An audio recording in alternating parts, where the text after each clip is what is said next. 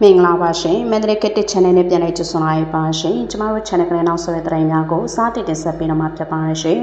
ဖြူးမြတ်နဲ့မကြီးကုန်းတောင်ရသူဘုံလာကျဲတဲ့စစ်တပ်ရဲ့ဂျာရိုကော်ပတာရဟရင်တစီပြတ်ကြပြီးမောင်းနေသူစစ်သားတို့တည်ဆုံခဲ့တယ်လို့သိရပါတယ်ပဲခူးတိုင်းဖြူးမြတ်နဲ့မကြီးကုန်းတောင်ရကိုဘုံလာကျဲတဲ့စစ်တပ်ရဲ့ဂျာရိုကော်ပတာရဟရင်တစီပြတ်ကြပြီးမောင်းနေသူစစ်သားတို့တည်ဆုံခဲ့ကြောင်းပဲခူးတိုင်းစစ်ဌာနရဲ့ထုတ်ပြန်ချက်နဲ့ဒေတာနေပြည်သူများရဲ့ရန်ကုန်ခေတ်တဲ့သတင်းဌာနထပ်ပြောဆိုချက်များရသိရပါတယ်ယနေ့နိုဝင်ဘာလ6ရက်နေ့နဲ့17နိုင်55မိနစ်ခန့်တွင်ဖြူးမြတ်နဲ့မကြီးကုန်းတောင်ရကိုတိုက်ပွဲဖြစ်ပွားခြင်းမရှိဘဲအကြမ်းဖက်စစ်တပ်ရဲ့မုံမြို့အခြေဆိုင်ခမရ991ရင်းက120မမလက်နဲ့ကြီးအသေးခံတရုံးမြဖြင့်ပြစ်ခတ်တိုက်ခိုက်ခြင်းဖြစ်ကြောင်းသိရပါတယ်။ထို့နောက်ယနေ့မွန်နယ်တနိုင်30မိနစ်ခန့်တွင်အကြမ်းဖက်စစ်တပ်ရဲ့ဂျာရိုကော်ပတာနှစ်စီးတီမကြီးကုန်းတောင်ရရှိနေများကိုဘုံနှလုံးထမ်းမှတ်ချက်ချတိုက်ခိုက်ခဲ့ကြောင်းထိုတိုက်ခိုက်မှုများအတွင်းမကြီးတောင်ကျွာသားအသက်55နှစ်အရွယ်ဦးမောင်ငယ်ဘိုက်ပွင့်ထွက်တရားဖြင့်တည်ဆုံခဲ့ပြီးနေချောင်းတို့ပြစ်စစ်ခဲ့ကြောင်းသိရပါတယ်။ရင်းတို့ဗိုလ်ကျတိုက်ခိုက်ခဲ့ပြီးနောက်အကြမ်းဖက်စစ်တပ်ရဲ့ဂျာရိုကော်ပတာတစ်စီးတီပကြိုက်ခင်ရွာနဲ့တကွန်တိုင်းရွာအကြားတွင်ပြစ်ချခဲ့ပြီးမောင်းနေတူစစ်သားတို့တည်ဆုံခဲ့ရကြောင်းသိရပါတယ်။ဖြူးမြို့နယ်ဘက်ကိုဘုံလာကျဲပြီးအပြန်မှာဂျာရိုကော်ပတာတစ်စီးကပကြိုက်ခင်ရွာနဲ့တကွန်တိုင်းရွာအကြားမှာပြစ်ချတာမောင်းနေလာတဲ့စစ်ခွေးနှကောင်ကတည်ဆုံခဲ့ပါတယ်။စစ်ခွေးတို့ရဲ့ဘုံကျဲတော်ကလည်းပြည်သူတည်ဆုံခဲ့ပါတယ်လို့ဒေတာနေပြည်သူကပြောဆိုထားပြပါတယ်။ဆန္ဒပြီးတော့ရန်ကုန်တမိုင်းလန်းဆိုတဲ့ပြူစောထင်းတဲ့စစ်တပ်ကပြည်တစားများအုံချရလူငယ်များကိုတွေးဆောင်ဖျားယောင်းကစစ်မှုထမ်းအဖြစ်ဖမ်းဆီးဝင်ညမှုများစစ်မှုမထမ်းတွေနဲ့လူငယ်သူတွေ25သိန်းဖြင့်ရွေးခိုင်းနေတဲ့ဆိုတဲ့သတင်းကိုတင်ဆက်ပေးမှာဖြစ်ပါရယ်။ရန်ကုန်တိုင်းမရန်ကုန်မြို့နယ်တမိုင်းလန်းဆိုတဲ့ပြူစောထင်းတဲ့စစ်တပ်ကပြည်တစားများအုံချရလူငယ်များကိုတွေးဆောင်ဖျားယောင်းပြီးစစ်မှုထမ်းအဖြစ်ဖမ်းဆီးခြင်းနဲ့ငွေညှစ်ခြင်းများလှုံ့ဆော်လာနေကြောင်းဖမ်းဆီးခံရတဲ့လူငယ်တချို့ရဲ့ဆွေမျိုးများကရောင်းခဲ့တဲ့သတင်းဌာနချုပ်ပြောဆိုထားပါရယ်။ရွှေပြည်သာမြို့နယ်အမှတ်15ရပ်ကွက်တွင်နေထိုင်ခဲ့တဲ့အသက်19နှစ်အရွယ်လူငယ်ကျူကသူ့ရဲ့တငယ်ချင်း3နှစ်အတူနိုဝင်ဘာလ9ရက်နေ့ညနေပိုင်းတစောင်းတိုင်ပွဲနဲ့ဈေးရောင်းပွဲတော်တွားရောက်မိဟုဆိုကချက်ခွန်သွားခဲ့ကြောင်းရင်းနောက်ည9:30မိနစ်ချင်းလူငယ်ရဲ့လက်ကိုင်ဖုန်းကနေတစဉ်လုံခြုံရေးတာဝန်ရှိသူဟုဆိုကဖုန်းဖြင့်မိသားစုထပ်တော့ဆက်သွယ်လာပြီးစစ်မှုထမ်းအဖြစ်ဆွဆောင်းမခံရလိုပါကလူငယ်ကျူနဲ့ငွေကျပ်25သိန်းဖြင့်လာရောက်ပြီးရွေးယူခံကြောင်းတမိုင်းလန်းစုံကောင်းကြိုက်ဓာတ်ပေါက်ဆိုင်ရှိတွင်ပြည်တစားအမျိုးသမီးတစုကဈေးသက်ဖြင့်ပြောပါနိုင်သည်ဟုဆိုကလူငယ်များကိုခေါ်ဆောင်သွားပြီးနောက်စစ်မှုထမ်းအဖြစ်ဖမ်းဆီးခံရခြင်းဖြစ်သည်ဟုဖမ်းဆီးခံခဲ့ရတဲ့လူငယ်ကပြည့်လက်ရှင်းပြလာကြောင်းသိရပါတယ်။ကောင်းကြိုင်ဓာတ်ပေါက်ဆိုင်ရှိမှာသူတို့လူငယ်တွေရှိပြီးသားပြန်ဖို့ကားဆောင်နေတဲ့ကော်မတီတွေကဈေးတက်နဲ့ပျော်ပါလို့ရတယ်ဆိုပြီးခေါ်တော့သူတို့လိုက်သွားတာကားကလည်းသူတို့ရဲ့တက်ဆီကားပေါ်ရောက်မှရက်ွက်ရုပ်ကိုခေါ်သွားပြီးစစ်မှုထမ်းပြဆူဆောင်းတယ်ဆိုပြီးဖမ်းလိုက်တာကေပေးနဲ့ခွဲပြီးငွေလွှဲခိုင်းပါတယ်ငွေလွှဲပြီးတော့မှ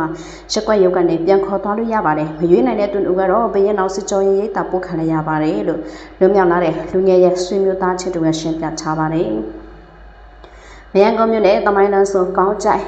ဓာတ်ပေါက်ဆိုင်အနီးတွင်ပြည်တစားမျိုးသမီးများစွာနေရောညပါရှိနေပြီးအဆိုပါပြည်တစားများအနက်မှတချို့မှစစ်တပ်အကျွဲလူငယ်များရှာဖွေဖမ်းဆီးမှုများလှုံ့ဆော်လာနေကြောင်းပြူစောထင်းတဲ့လူမိုက်တချို့ကတက်ဆီကားဖြင့်စောက်ဆိုင်ပြီးပြည်တစားများတွေးဆောက်ဖျားယောင်းခေါ်လာတဲ့လူငယ်များကိုရက်ွက်ရုပ်တို့တခါတည်းခေါ်ဆောင်လာကစစ်မှုထမ်းဖြင့်ဆူဆောင်းကြောင်းသိရပါတယ်။အလားတူမန္တလေးတိုင်းဝမ်းကျွန်းမြို့နယ်ကျေးရွာ9ရွာမှာလူငယ်10ဦးကိုစစ်တပ်ကနေထက်ထိဝင်ရောက်စီးနင်းပြီးပေါ်ရဆွဲဖမ်းဆီးခဲ့ကြောင်း Point of Range မှာတာဝန်ရှိသူတို့ကရှမ်းကလေးသတင်းဌာနတို့ပြောဆိုထားပါတယ်။နိုဝင်ဘာလ9ရက်နေ့ဝမ်းကျွန်းမြို့နယ်ပင်တလဲမိထလာနတ်တလျှောက်ရှိကျောင်းကုန်းရွာရွာတိရွာတစ်ပလွေကန်ကျေးရွာကိုစစ်တပ်ကဝင်ရောက်စီးနင်းပြီးလူငယ်9ဦးကိုပေါ်လာဆွဲခဲ့ကြောင်းရင်းနောက်နိုဝင်ဘာလ6ရက်နေ့အင်းကျေးရွာမုတ်တော်ရွာကျေးရွာကိုချမ်းသာစီးနင်းပြီးလူငယ်3ဦးကိုပေါ်လာဆွဲဖမ်းဆီးခဲ့ကြောင်းသိရပါတယ်။လူငယ်10ဦးကိုအကြမ်းဖက်စစ်တပ်ကပေါ်လာဆွဲဖမ်းဆီးခဲ့ပြီးနောက်ငွေကြေးတက်နိုင်တဲ့မိသားစုမှလူငယ်2ကိုငွေကျပ်25သိန်းဖြင့်ပြန်ရွေးခဲ့ကြောင်းကျန်တဲ့လူငယ်9ဦးစလုံးမှာပင်တလဲရက်စခန်းတွင်ဆက်လက်ဖမ်းဆီးခံထားကြောင်းသိရှိရပါတယ်။အကြမ်းဖက်စစ်တပ်ကယခုနိုဝင်ဘာလတွင်စစ်မှုထမ်းအပတ်19ကိုဖွင့်လှစ်မှာဖြစ်ကြောင်းသိရပါတယ်။ဆရာပြီးတော့ဂန်ကောနဲ့ချင်းလေးမြို့နယ်ကိုစစ်တပ်ကနေကြောင်းဖြင့်၄ကျင်းပုံကျတက်ခတ်နေတဲ့ဆိုတဲ့သတင်းကိုတင်ဆက်ပေးမှာဖြစ်ပါရယ်။မကွေးတိုင်းဂန်ကောမြို့နယ်တွင်ချင်းလေးမြို့နယ်ကိုကျန်းဖက်စစ်ကောင်စစ်တပ်ကနေကြောင်းဖြင့်၄ကျင်းပုံကျတက်ခတ်ခဲ့ကြောင်းရောနေကျမ်းမှာကိုမင်းတပ်ကရောင်းခဲ့တဲ့သတင်းဌာနချုပ်ပြောကြားထားဖြစ်ပါရယ်။ယနေ့နိုဝင်ဘာလ6ရက်နေ့နဲ့9:45မိနစ်ခန့်ကဂန်ကောမြို့နယ်မြောက်ပိုင်းဟန်တောင်ဝရီပြည်ရွာနဲ့ကျန်းသားရွာကြားတနေရာကိုအကြမ်းဖက်စစ်ကောင်စီရဲ့တရားဥပဒေတတ်မှတ်တက်လာတဲ့ဂျက်ဖိုက်တာဖြင့်2ကြိမ်ပုံကျတက်ခဲ့ကြောင်းအလားတူရမန်နေ့နိုဝင်ဘာလ9ရက်နေ့10:25မိနစ်ကလည်းချင်းလေးမြို့နယ်အရှိချမ်းပုံညာတောင်းအတွင်းတနေရာကိုအကြမ်းဖက်စစ်ကောင်စစ်တပ်ကဂျက်ဖိုက်တာဖြင့်2ကြိမ်ပုံကျတက်ခဲ့ကြောင်းသိရပါတယ်။ဟ ဟန်တာဝရီရွာနဲ့ကျန်တော်ရွာကြားကိုကျဲချသွားခဲ့ပါတယ်ဟန်တာဝရီကဂတ်ကောမြို့နယ်ကျန်တော်ရွာကကလေးမြို့နယ်ထဲမှာပါပါတယ်ဖုန်းလိုင်းတွေပြတ်နေလို့နောက်ဆက်တွဲထိခိုက်မှုပြည့်စည်မှုကတော့မသိရသေးပါဘူးချင်းနေ့မှာကျဲချသွားတာကတော့ပုံညာတောင်ထဲကျသွားတယ်ဆိုတော့ထိခိုက်မှုတော့မရှိခဲ့ပါဘူးတောထဲမှာပဲကြာတာပါလို့ရှောလင်းတဲမှာကိုမင်းတက်တာကရှောင်းခဲ့တဲ့တန်းဌာနထပ်ပြောဆိုထားပါတယ်ဂျန်ဗက်စတရဲ့လေကြောင်းတိုက်ခိုက်မှုကြောင့်လက်တော်ထိခိုက်ပျက်စီးဆုံးရှုံးမှုကိုမသိရှိရသေးပဲဒီတိုင်းနေပြည်သူများမှာချက်ပြေးထိန်းချုပ်နေရကြောင်းသိရှိရပါတယ်စနေပြီးတော့စစ်တပ်ကဆက်တွေ့ရလိုင်းတွေဖြတ်တောက်တာဟာစစ်ရေးအသားရရှိဖို့လူအခွင့်အရေးချိုးဖောက်မှုတွေကိုဖုံးကွယ်ဖို့နဲ့ဝါဒဖြတ်ဖို့ရည်ရွယ်တာကိုအတန်းဖွဲ့ကပြောဆိုထားတဲ့ဆိုတဲ့သတင်းကိုတင်ဆက်ပေးမှာဖြစ်ပါတယ်။အာဏာသိမ်းစစ်ကောင်စစ်တပ်ဟာနိုင်ငံကျော်မြို့နယ်အများပြားကိုဖုန်းအင်တာနက်စတဲ့ဆက်တွေ့လိုင်းတွေဖြတ်တောက်နေတာဟာပြည်တွင်းသတင်းစစ်ဆေးမှုကိုရပ်တန့်စေပြီးစစ်တပ်ကျူးလွန်နေတဲ့ရာဇဝမှုတွေနဲ့လူအခွင့်အရေးချိုးဖောက်မှုတွေကိုဖုံးကွယ်နိုင်ဖို့အကြွယ်အပါဝင်အကြီးကအရည်ရွယ်ချက်၃ရက်အကြွယ်လုံးဆောင်နေတယ်လို့အတန်းဖွဲ့ကပြောဆိုထားပါတယ်။နိုဝင်ဘာလ9ရက်နေ့မှာမြန်မာပြည်တွင်းဖြစ်စစ်တပ်မှပြည်လုပ်သည့်ဆက်သွယ်ရေးလိုင်းပြတ်တောက်ခြင်းရဲ့အကျိုးဆက်တုတေသနာစာတမ်းကိုအတန်းဖွဲ့ကမိတ်ဆက်ထုတ်ပြန်ခဲ့ရာတုတေတီတူကအခုလိုမျိုးပဲရှင်းပြခဲ့တာဖြစ်ပါတယ်။